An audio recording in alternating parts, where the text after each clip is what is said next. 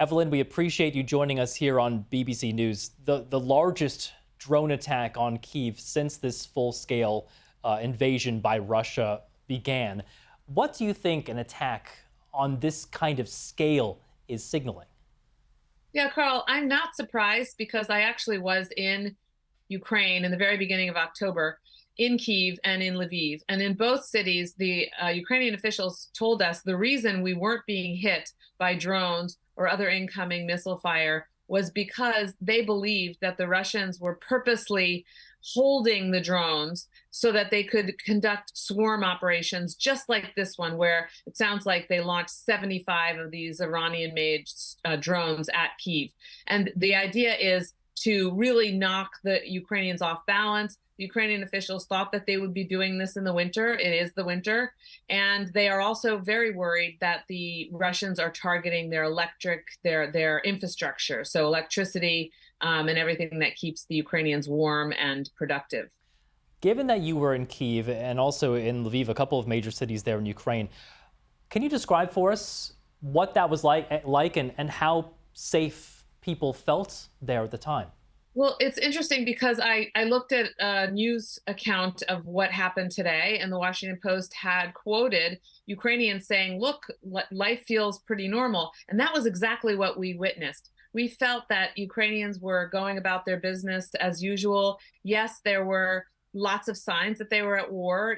Rusted out tanks that they had stolen from the Russians are still, when they pushed the Russians out, were still being displayed in the central square. Of course, the flags are up. Once in a while, you see a couple soldiers having coffee together. But other than that, it really felt like a normal European city. So I think this is a shock, I'm sure, to them, a reminder. The other thing I'll just add, Carl, is that people were really tired. So I think this kind of attack, I don't know what it does. Maybe it jars people out of their fatigue.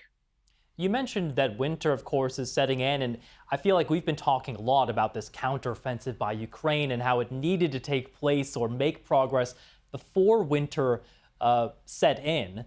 So what does this mean now that the temperatures are getting colder? What does it mean on the battlefield, and what does it mean for Ukrainians themselves? I think most observers don't expect anything radical to change now on the battlefield, unfortunately.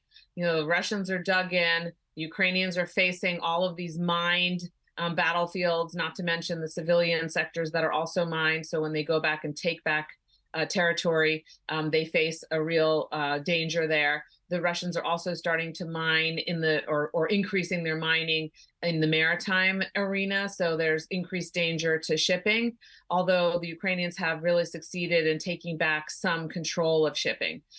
So by and large, though, I would say that while Ukraine has made continued small advances, it doesn't feel like there's a big breakthrough that would come this winter. And winter's not normally a time for military breakthroughs in this part of the world. Of course, you never know, but I would imagine more likely would be a scenario where the Ukrainian pilots finally get trained in the F-16s and they come online, early next year in the spring, perhaps, and then you can see a real change, because air power has been the thing that is really lacking for the Ukrainians and could change things significantly.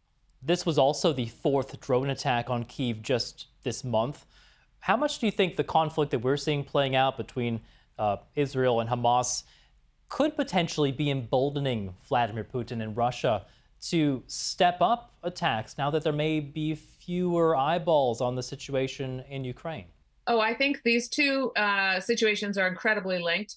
You mentioned the Iranians. The Iranians are producing the technology for the Russians to actually manufacture drones on Russian territory. They also, of course, have provided these drones to their proxies, to the Hamas terrorists who use the drones in their attack on the innocent civilians in Israel, on their invasion of Israel. And of course, they are emboldened. Russia is emboldened. Moscow is very much emboldened by what happened in Israel. Evelyn Farkas, Executive Director of the McCain Institute and former U.S. Deputy Assistant Secretary of Defense for Russia, Ukraine, and Eurasia. Thank you so much for joining us. Thank you, Carl.